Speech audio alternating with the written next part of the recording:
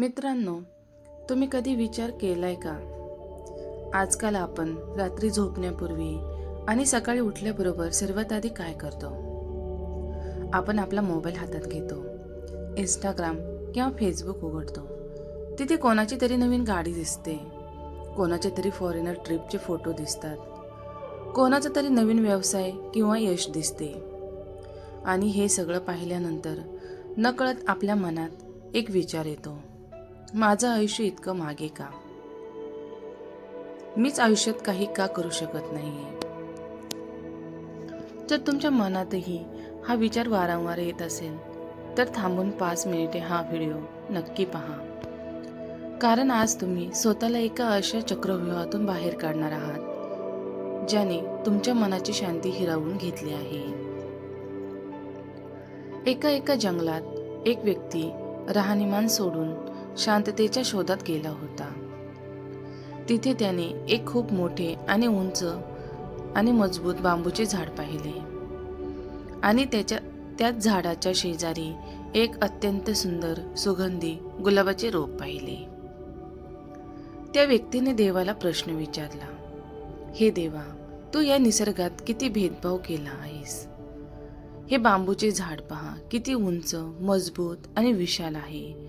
वादळ आले तरी ते झुकत नाही.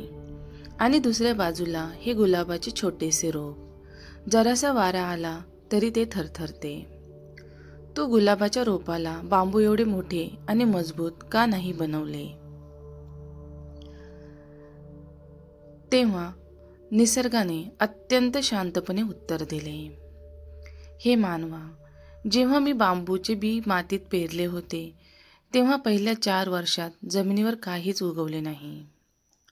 मी त्याला रोज पाणी दिले, खत दिले, पण जमिनीवर एक छोटेसे रोपही दिसले नाही. त्या उलट पहिल्याच वर्षी गुलाबाच्या रोपाला सुंदर फुले आली. लोकांनी त्याचे कौतुक केले.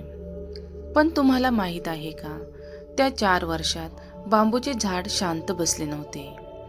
ते जमिनीच्या आत आपली मुळे शेकडो फूट खोल पसरत होते. आणि 5व्या वर्षी अवघ्या 6 महिन्यात ते बांबूचे झाड 90 फूट उंच वाढले.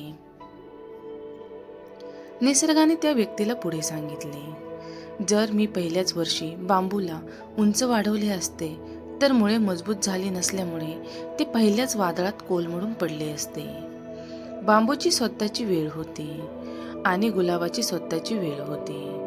गुलाबाने कधी बांबू होण्याचा प्रयत्न केला नाही आणि बांबूने कधी गुलाबासारखे सुगंधी फुलं देण्याचा प्रयत्न केला नाही.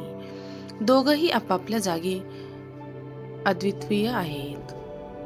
मित्रांनो, हेच आजच्या आपल्या आयुष्याचे वास्तव्य आहे.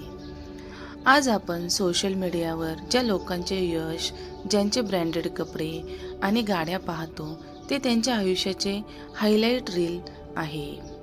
त्यांनी त्या यशामागे किती वर्ष अंधारात मेहनत केली आहे हे आपल्याला दिसत नाही.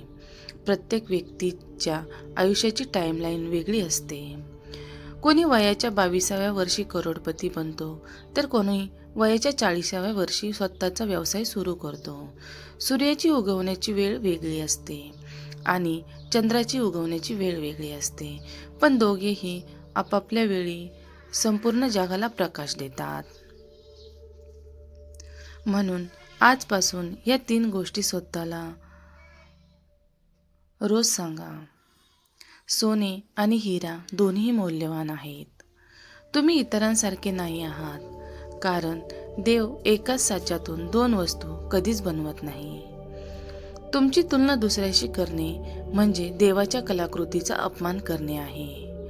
तुमची स्पर्धा फक्त कालच्या तुम्हाशीच आहे. काल तुम्ही जिथे होता त्यापेक्षा आज 5% तरी पुढे गेला आहात का? हा एकमेव प्रश्न स्वतःला विचारा. मुळांवर काम करा. जेव्हा जग तुम्हाला यश दाखवत नसेल तेव्हा समजा तुम्ही बांबूच्या झाडासारखी तुमची मुळे मजबूत करत आहात. धैर्य ठेवा, तुमची वेळ नक्की येईल. लक्षात ठेवा, दुसऱ्याच्या बागेतली फुले पाहण्यात वेळ घालवण्यापेक्षा स्वतःच्या रोपाला रोज पाणी द्या.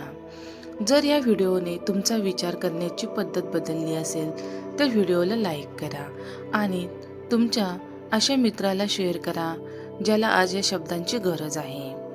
अशाच आयुष्याला दिशा देणाऱ्या कथांसाठी आपल्या चॅनलला सबस्क्राईब करायला विसरू नका. पुन्हा भेटूया अशाच एक नवीन आणि प्रेरणादायी व्हिडिओमध्ये. धन्यवाद.